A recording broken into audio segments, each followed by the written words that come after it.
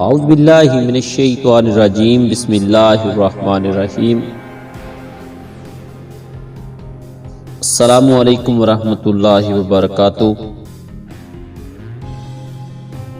سرکار مدینہ صلی اللہ علیہ وسلم کے ایک صحابی سخت بیمار ہو گئے، شدت ضعیف کی وجہ سے اٹھنے بیٹھنے سے بھی معذور ہو گئے۔ حضور پاک صلی اللہ علیہ وسلم عیادت کے لیے ان کے گھر تشریف لے گئے۔ بیمار صحابی نے جب آپ کو دیکھا تو خوشی سے نئی زندگی محسوس کی اور ایسا معلوم ہوا کہ جیسا کوئی مردہ اچانک زندہ ہو گیا ہو، اور کہنے لگا کہ ذہ نصیب، اس بیماری نے تو مجھے خوش نصیب کر دیا، جس کی بدولت میرے غریب خانے کو شاہد عالم صلی اللہ علیہ وسلم کے پائے اقدس چومنے کی سعادت حاصل ہوئی۔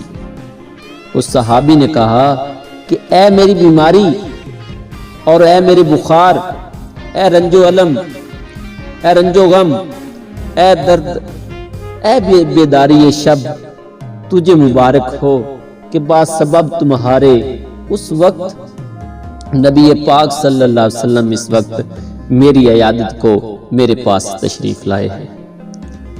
جب آپ صلی اللہ علیہ وسلم ان کی عیادت سے فارغ ہوئے تو آپ نے ارشاد فرمایا کہ تمہیں کچھ یاد ہے کہ تو نے حالت صحت میں کوئی نامناسب دعا مانگی ہو؟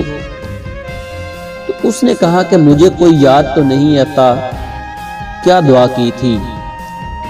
تو تھوڑے ہی وقفے کے بعد نبی پاک صلی اللہ علیہ وسلم کی برکت سے ان کو وہ دعا یاد آ گئی۔ صحابی نے عرض کی، یا رسول اللہ، ہاں میں نے اپنے اعمال کی کوتاہیوں اور خطاؤں کو پیش نظر یہ دعا کی تھی کہ اے اللہ، وہ عذاب جو آخرت میں آپ دیں گے وہ مجھے اس عالم دنیا میں دے دے، تاکہ عالم آخرت کے عذاب سے فارغ ہو جاؤں۔ یہ میں نے دعا کی تھی، بار بار کی تھی، یہاں تک کہ میں بیمار ہو گیا اور نوبت یہ آ گئی کہ مجھ کو ایسی شدید بیماری نے گھیر لیا کہ میری جان اس وقت تکلیف سے بے آرام ہو گئی۔ حالت صحت میں میرے جو معمولات تھے، جو عبادت و ذکر الہی اور ورد و وظائف کرنے سے عاجز اور مجبور ہو گیا ہوں۔ برے بھلے اپنے بیگانے سب فرموش ہو گئے۔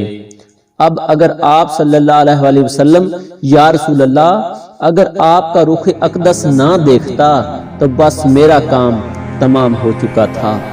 آپ کے لطف و کرم اور غم خواری نے مجھ کو تو دوبارہ زندہ کر دیا ہے۔ اس مضمون کو، دعا کو رسول اللہ صلی اللہ علیہ وسلم نے سن کر ناراضگی کا اظہار فرمایا اور منع فرمایا کہ اندہ ایسی نامناسب دعا مت کرنا، یہ ادب بندگی کے خلاف ہے۔ انسان اپنے مولا سے بلا و عذاب طلب کرے، انسان تو ایک کمزور چونٹی کی مانند ہے، اس میں تو یہ طاقت کہاں کہ آزمائش کا اتنا پہاڑ اٹھا سکے۔ صحابی نے عرض کی کہ یا رسول اللہ، میری 1000 بار توبہ کہ اندہ کبھی ایسی بات زبان پر لاؤں۔ تو حضور نبی کریم صلی اللہ علیہ وسلم، میرے ماں باپ آپ پر قربان، اب اندہ کے لیے میری رہنمائی فرما دیں۔ تو نبی کریم صلی اللہ علیہ وسلم نے نصیحت کرتے ہوئے یہ دعا مانگی، کہا کہ یہ دعا کیا کرو کہ اللہ، دنیا میں بھی ہمیں بھلائیاں عطا فرما، آخرت میں بھی ہم کو بھلائی عطا فرما، خدا تمہاری مصیبت کو کانٹوں کے گلشن سے راحت میں تبدیل کر دے، آمین۔ اس سے درس حاصل ہوا کہ اللہ تعالیٰ کی طرف سے عطا شدہ نعمتوں کی ناشکری کرنے سے اللہ تعالیٰ اور اس کے رسول ناراض ہوتے ہیں۔ نامناسب سب دعائیں آداب بندگی کے خلاف ہیں۔ اللہ تعالی ہمیں بھی نیک کام کرنے کی توفیق عطا فرمائے۔ اللہ پاک سب کی پریشانیاں دور فرمائے۔